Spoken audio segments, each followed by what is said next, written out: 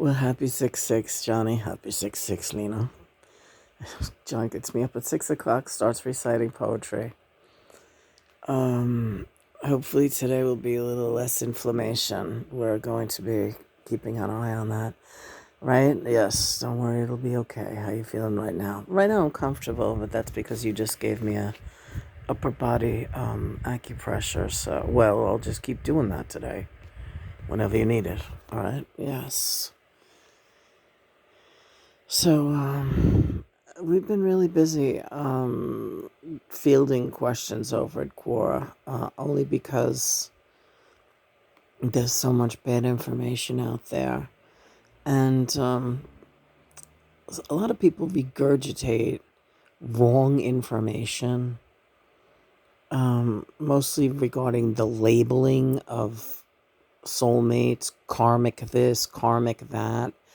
It's all garbage. It's all bullshit. There's only one true fact about any of that stuff, and it's that you have to have a really good soulmate relationship before you can meet up with your twin flame in this current life. You had to have had a very profoundly unconditional love, successful relationship before you can meet up with your twin.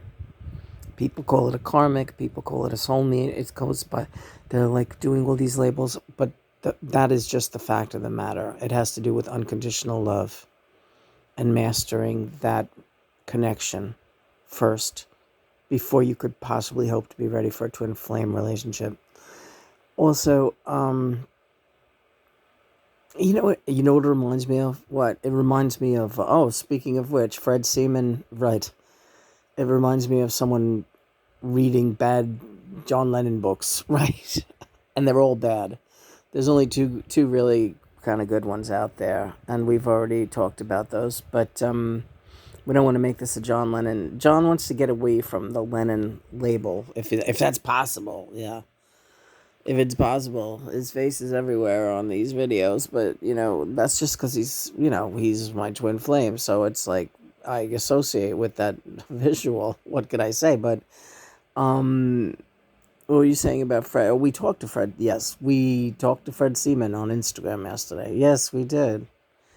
And that was interesting. We've spoken with Fred in the past, yeah. Fred is very much aware of the Lena and John phenomenon. And, Fred wrote one of the most popular books on John Lennon, The Last Days of John Lennon, I think it's called. I don't know. We have a copy of it.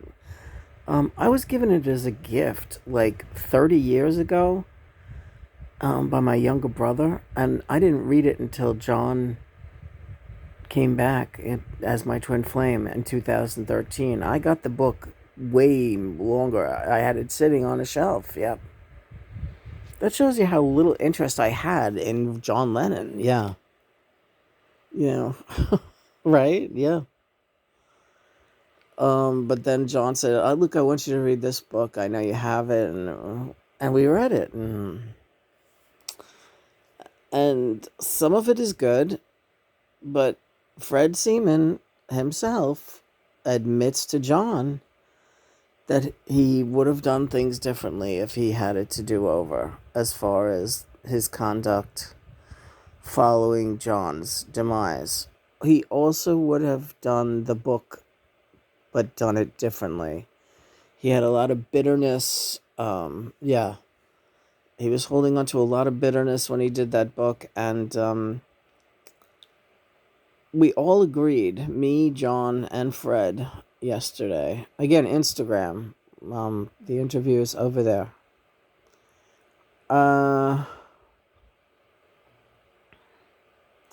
What did we agree? We agreed, and we agreed that people like Fred and May Pang, they were all collateral damage because they were given access to my private life to a degree, to a pretty large degree compared to the rest of the human population.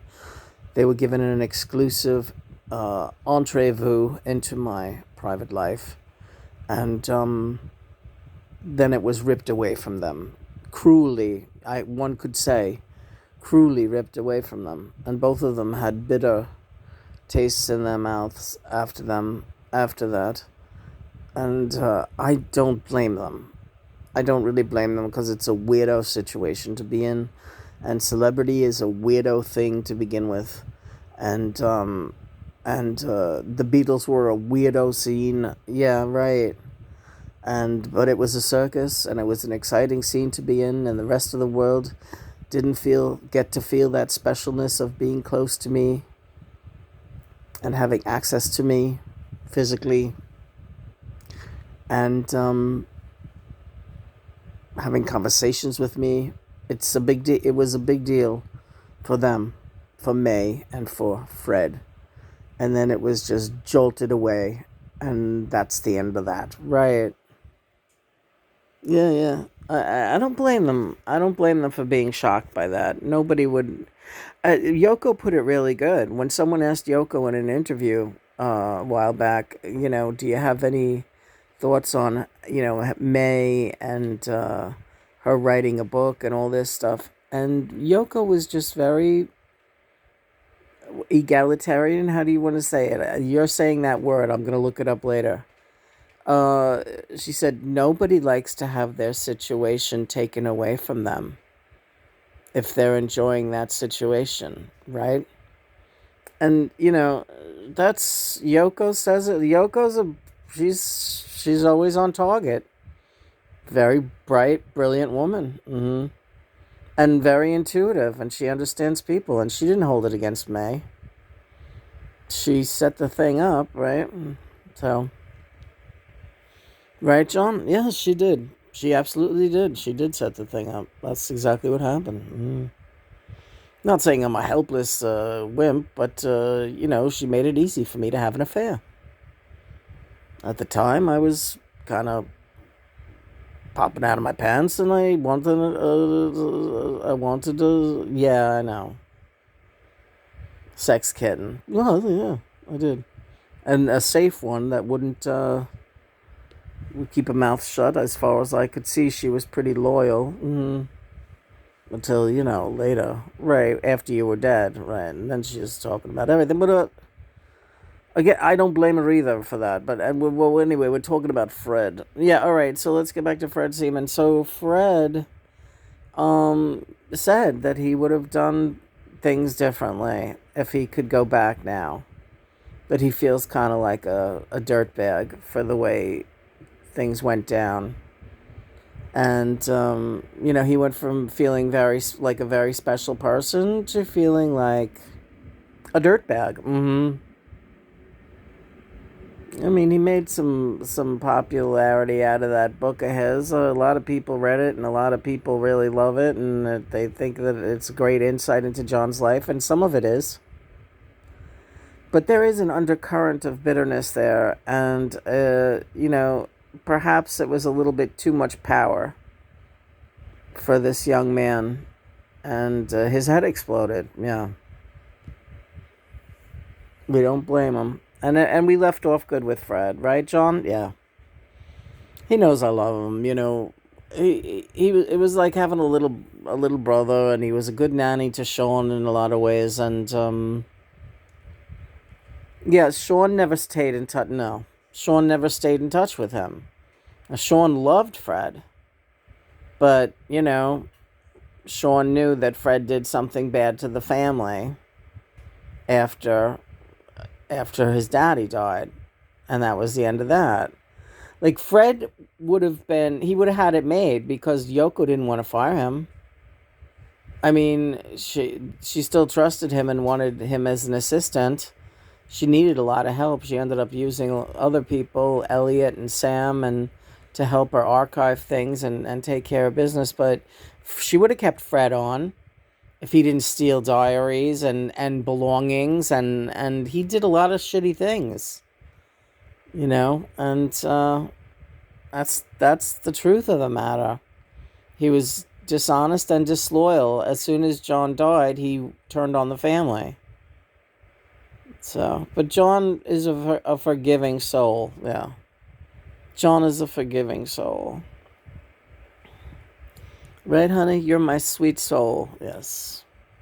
You're my sweet soul. Yeah. Thanks, honey. You're my sweet soul, too. What do you want to do today? Well, it's 6-6.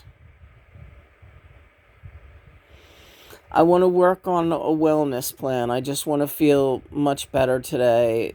You know, inflammation in the upper body can become very serious.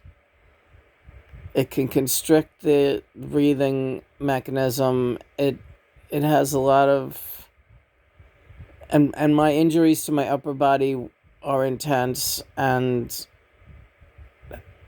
I am concerned about how it's making me feel these last couple of days.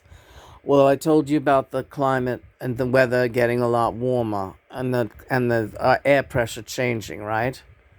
Yes, okay, I forgot about that. All right. That's going to level off today a little bit. And if it gets very warm in here, the air conditioning is an option to lift that pressure a little bit off. And we're going to work on the stretching and the breathing. And that's going to be our priority today. Don't panic. That's the thing. You start panicking. Well, I do. When it gets very tight, especially across my back and my shoulders. Well, that's where you broke everything, right? Yeah.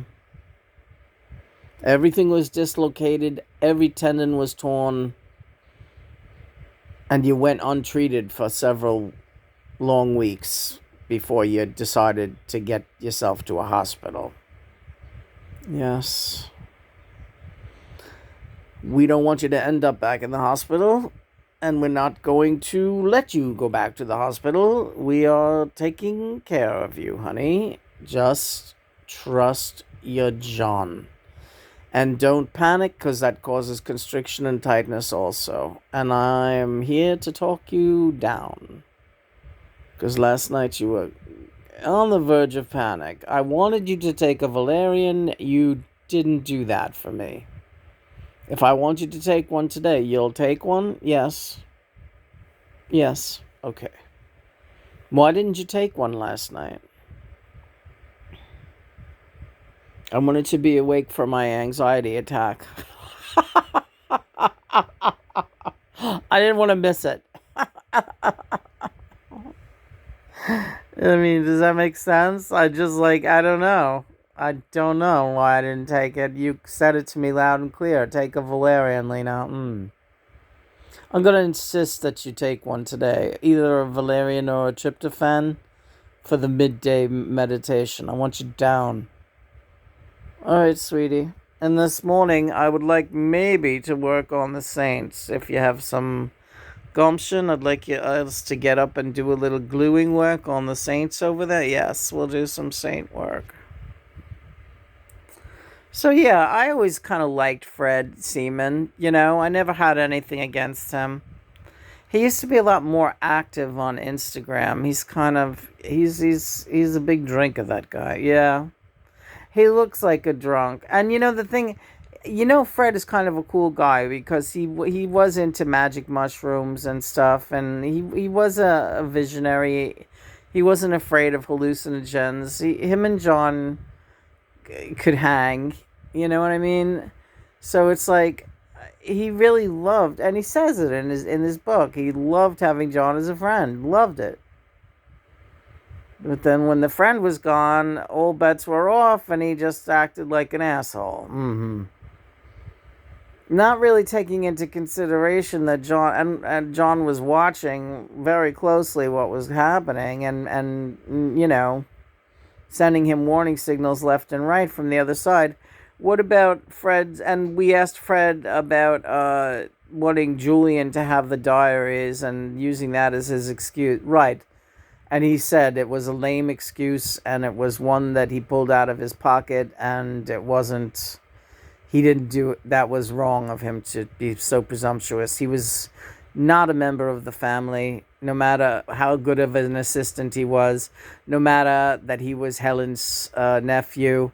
He was not Yeah, right. He was not a member of the family. He did not have the authorization to do the things he did. He took matters into his own hands out of panic, out of grief, out of confusion, out of just plain bad judgment. And he's aware of that now. And he has been aware of it for some time. And he's buddies with May, so the two of them can cry in their hot and sour soup together. Right. May loves telling stories about how John likes hot and sour soup and he likes blueberry pancakes at IHOP. These are like her stories that she tells over and over and over again. You know what that means, folks? It means she knew very little about John. If these are the stories that she just tells over and over again. He liked pancakes and he liked soup. Okay, great.